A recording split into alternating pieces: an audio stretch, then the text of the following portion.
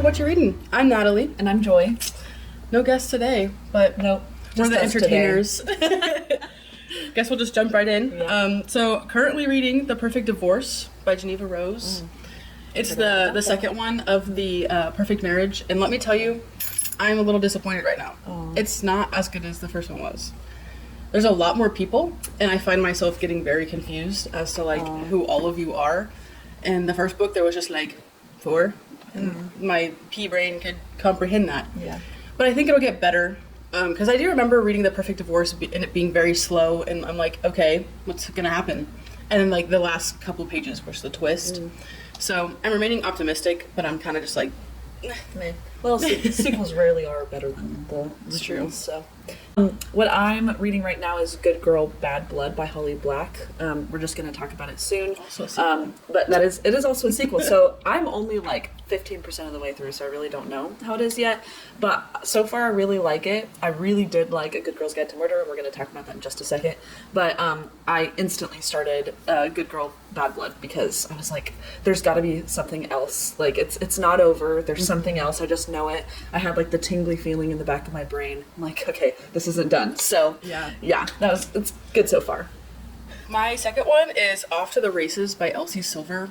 I've had a lot of people at the library recommending Elsie Silver in general. Mostly, I don't know what the series is called, but it's the Powerless, Reckless, literally the Lauren Roberts, but cowboys. What? Yeah, Do they have mutant powers? No, but they're cowboys? they just have the same titles. Oh. Okay. And so there's Barnes and Noble people making TikToks, and someone will come and they're like, Oh, I it's want that. Powerless. Oh, it's those ones. And they're like, Okay. this one? Okay. And it's no, the other one. Yeah. But the first 2 books are Powerless and Reckless. Oh. Like the Powerless series. Okay. But I decided to go with the Gold Rush Ranch series first. Oh, okay. I'm not super far into it, but it's pretty good, and I think I'll like it. But I think I'm trying to compare her to Lila Sage, who does the Done and Dusted. Yeah. And it's not that, but I think I'll still get some cowboy enrichment out of it. Hopefully they'll get enriched as well with the Gold Rush. Hopefully they're rich cowboys. That's not existent. I don't think. Yeah. Not in this area. There's no rich cowboys. I don't even know a single actual cowboy anymore. They just wear hats and pretend to be cowboys. I don't think you can say that here. I'm sorry. In the small town Midwest. Big truck, big wheels, lift kit, same thing. Joy's not from here. I'm not. I'm foreign. She's foreign. I'm foreign. But I'm optimistic. I think it'll be good. There's a million of them, though. I think there's 4 or 5. So they have to be good in order for me to keep going. Keep going, yeah. To invest in such a series, Right. we're already kind of disillusioned with series. Literally, So. I would love just some standalones right now. I think I need to hunt some of those down. Yeah. But I'm here, Absolutely. Absolutely. Are we going to talk about it now? Is it time to yap about it? Okay. I think we can. Okay. A Good Girl's Guide to Murder by Holly Black. That was my book club pick for this month. And let me just tell you, I chose correctly. That's pretty good. I really liked it. 4.5 star for me. It's not quite 5 star because 5 star to me is gotta be out of this world. Yeah. I'm gonna reread it over and over and over, classic. So 4.5 is very high praise in my opinion. What did you think about the mystery aspect of it? I enjoyed the mystery aspect. The only reason I didn't give it a 4.5 or a 5 was just the main character in the beginning. She was kind of annoying to me. Really? But it's a YA, so that's to be expected with the young, almost a woman, but we're still got that childlike vibe. And I'm like, why is this child out here solving murders? Who is this? And The who audacity. gave you the right, basically? And I know a lot of YAs, they don't make sense at all, but she progressed, and she I feel like she grew as a person. Yeah, she did. In the beginning, I was like, shut up, and if I was one of the people that she was interviewing, and she knocked on my door, and it's this little what is she 17, 16, and she's like, I want to talk about this murder that happened in your small town, I'd be like, close the door. Well, many people did do that to her, so they felt the same way. Who are you? We need that old Vine of that kid, the kazoo kid, who are you?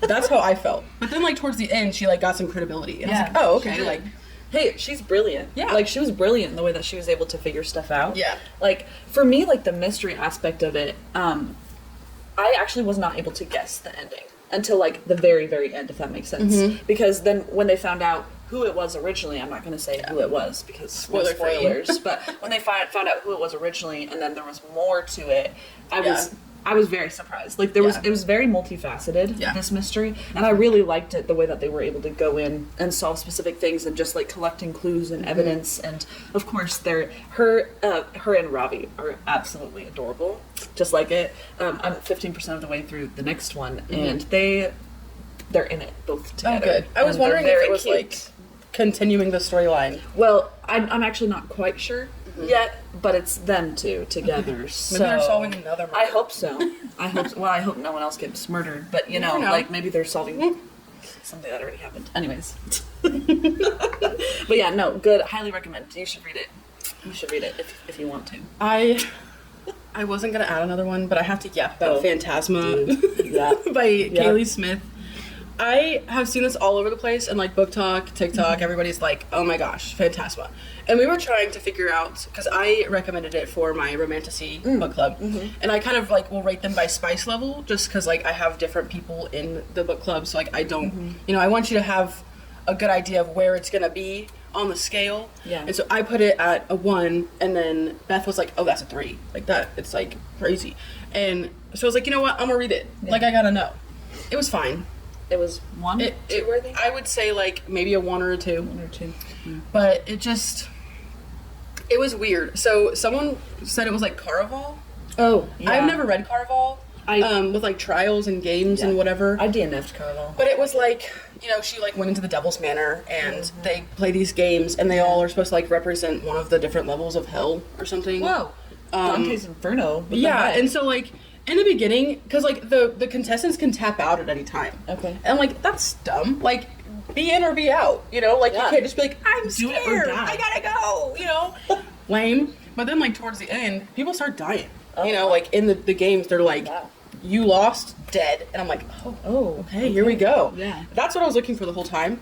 I was like, you're gonna play a game with a devil, and you're gonna just be able to tap out. And they're like, deuces.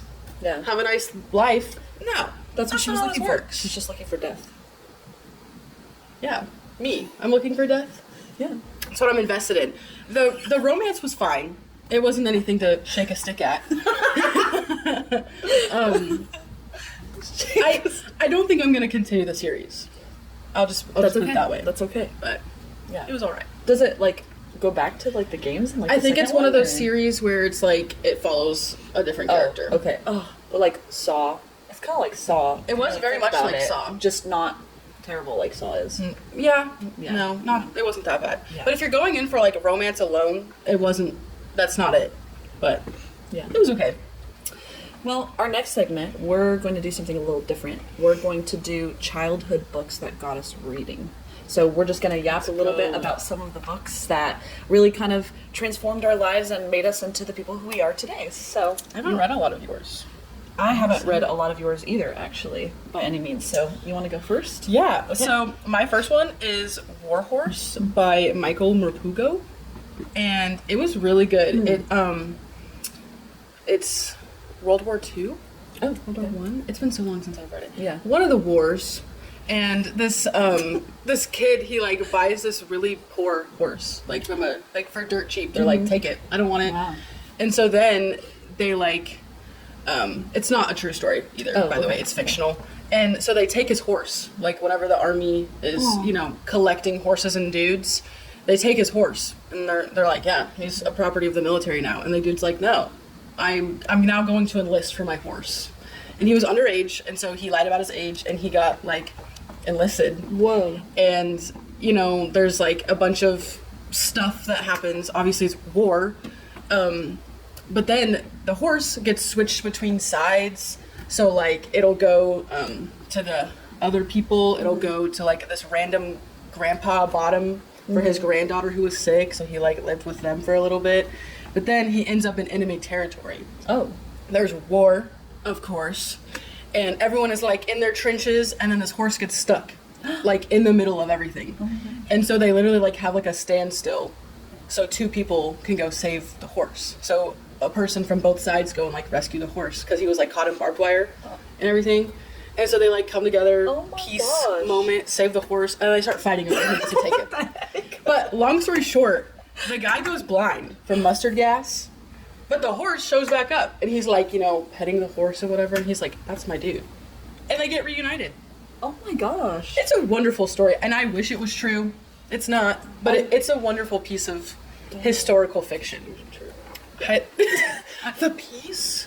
Yeah, that's cool. And then they go fighting again, and then he goes blind with mustard gas. But true? They wait until they go back. Because they literally had to flip a coin on who got to keep the horse. Because they're like, he's part of ours. And they're like, no, we want it. And they flipped a coin. Wow. So, okay.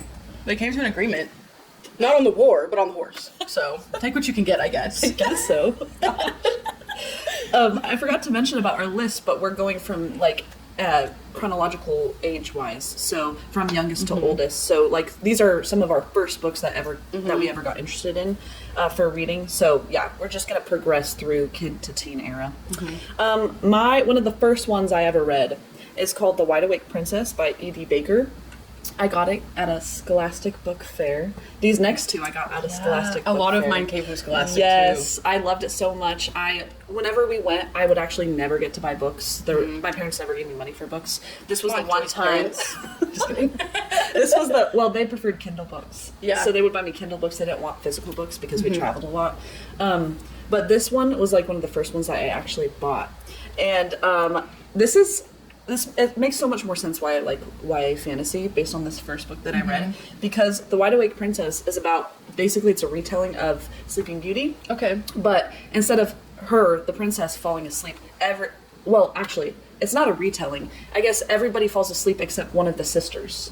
So it's one of, she stays awake, and she doesn't know why she's awake. And basically, she goes on a quest to try to figure out why everyone fell asleep. Wow. Yeah, it's actually really cool. I would reread it now. But it is a JF. It's a JF, yeah. so. But, they're still good. Well, but of course, she, runs into several, bad guys, like Hansel and Gretel, like the witch from Hansel and Gretel.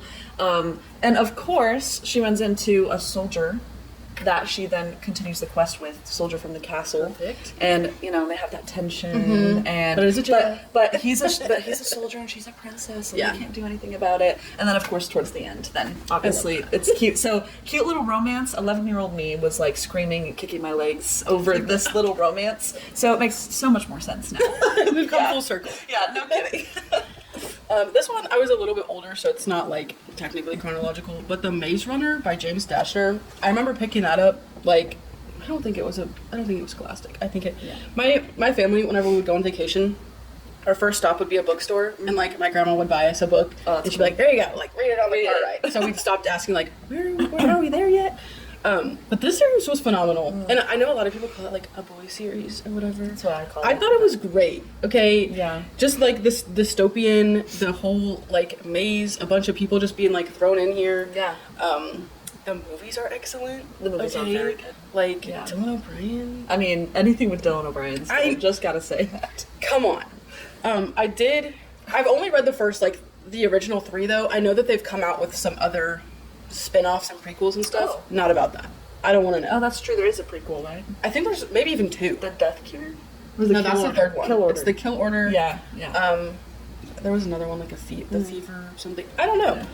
I don't want to mess it up. And I know sometimes prequels can really alter what I'm feeling, and I want to keep it in the past. Yeah, absolutely. If I would have read that series as a teen, I think I would have loved it a lot more. Yeah. But I never read it, and I tried to read it as an adult, and I couldn't. You had to be there. It's like with you with Twilight. You're I just can't read Twilight because I know I'm just not going to like it. I don't have the nostalgia factor. Yeah. And Maze Runner 2 isn't nostalgic. Yeah. So, yeah.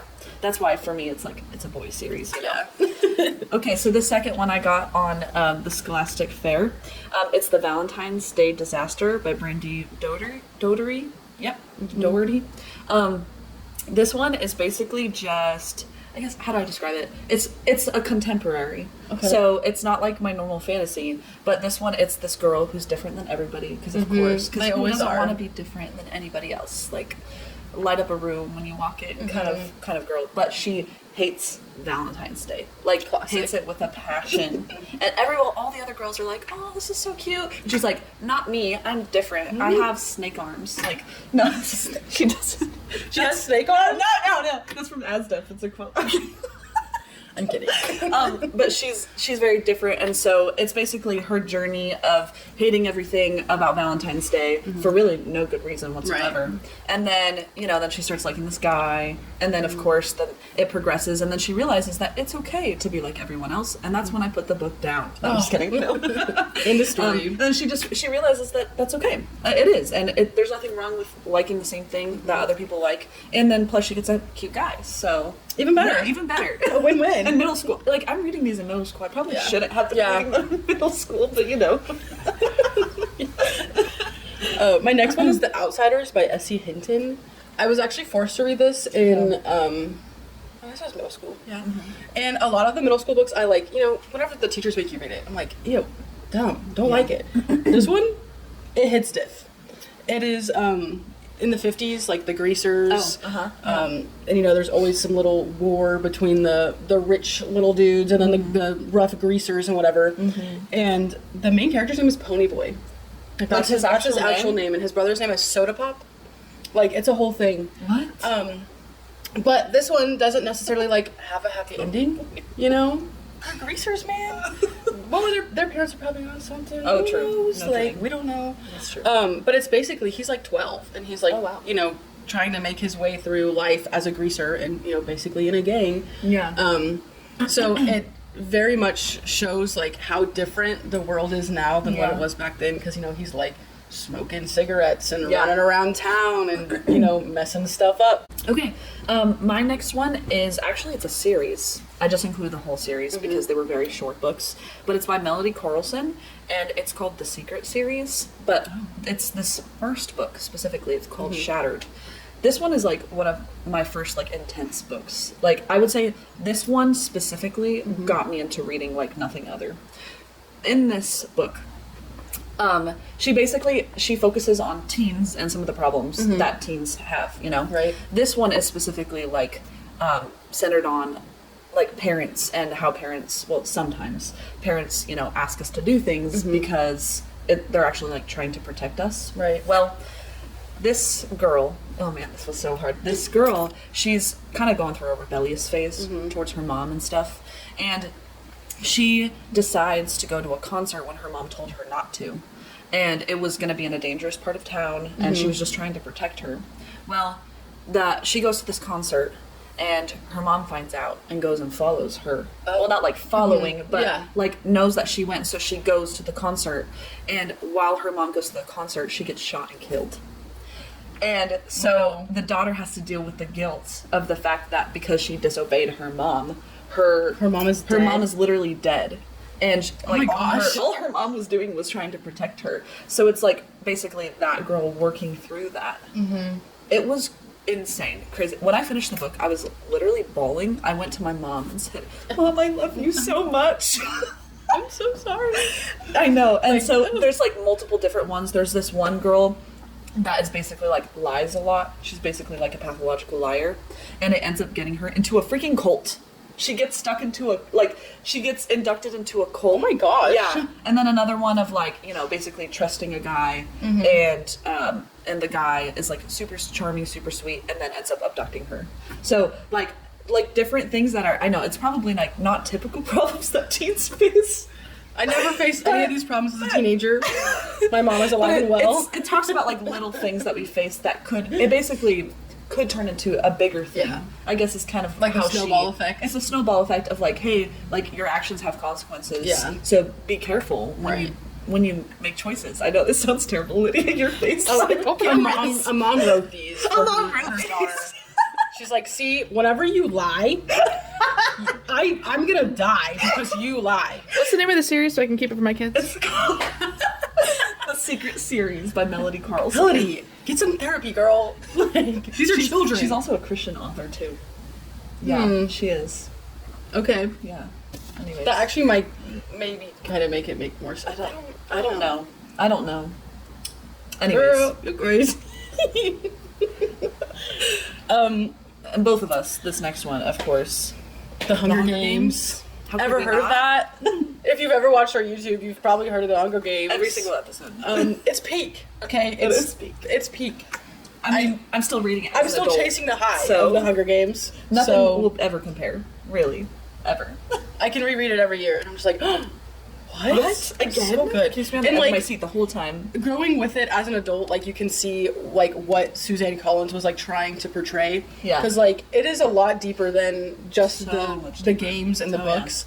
And so as a kid, you're like, la-di-da-di-da, like, Oh, is she you gonna know. choose Gale or Peeta? Peeta. And then when you're older, you're like, it's never been about that. It's not about that at all. Yeah, it's like It doesn't matter. you miss the whole thing. One, it was always Peeta, but Easy. always Peeta. Easy. Easy. And then there was It's not Snake, about that. But Aw, found siblings. yeah. Anyway, we're not gonna cry. No, we're not. It's an excellent read. Okay, read it. is. If you haven't read it, read it. I don't care how old you are, and you need to read it. It's so good. Yes. For what's hot. If you are a Hunger Games girly and you follow them on any social media whatsoever, you'll know they're casting for Sunrise on the repeat.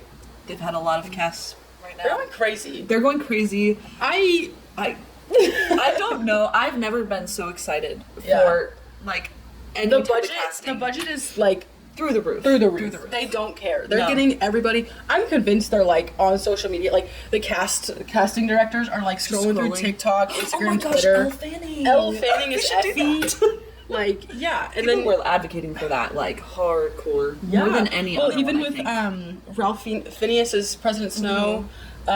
It's technically Rafe. Rafe, sorry. I know there's an L, I'm but, sorry. you know. And then okay, the Jesse Plemons as Plutarch Heavensby. I understand why he looks like he looks so so similar, similar. but as a Breaking Bad fan, Todd, really? We're gonna cast Todd. Like if you've ever watched Breaking Bad, you'll know like he's not a good guy in that show. So that's all that I see. Sorry, that's all. She's mad. That's all that I see is Todd, and I'm just like, Oh, Todd. Todd. Okay, he's gonna be cool. I don't know what Todd does, but it's okay. He'll be cool. I won't spoil Breaking Bad on our book club, on our book YouTube, but they're not good things. No, not good thing at all. Okay, can we just talk about the Luella casting? No, The Luella And the casting. If you guys Lulu? have seen anything, can we put the pictures up of both of them, Luella Together? and Lulu, and then also Luella and Jennifer and Lawrence. Jennifer Lawrence? They look exactly the same, and she's so young too. I'm so afraid.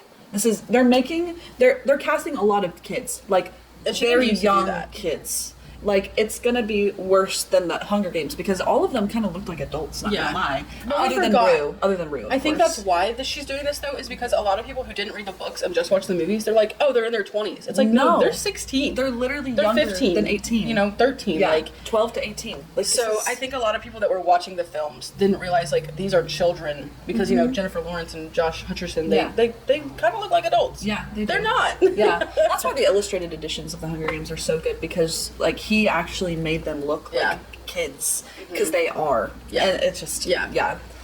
yeah, it's crazy. It's not gonna be good. No. My pick for YRS was Maya Hawke. It was. I didn't know that. I wanted that so my bad, gosh. and because like that's perfect, the perfect casting. So whenever I saw that, I was like Oh my I'm gosh, so that's excited. so And Elle exciting. Fanning for Effie. Oh, of course. Elle I Fanning. mean, yeah, honestly, and Kelvin Harrison for Yeah. Beatty, like he played Oh my Beatty's gosh. son or like Yeah. his son in another movie. and same thing like, with Plutarch. Yeah, yeah. I They mean, they it works played well. father and son. Yeah, yeah.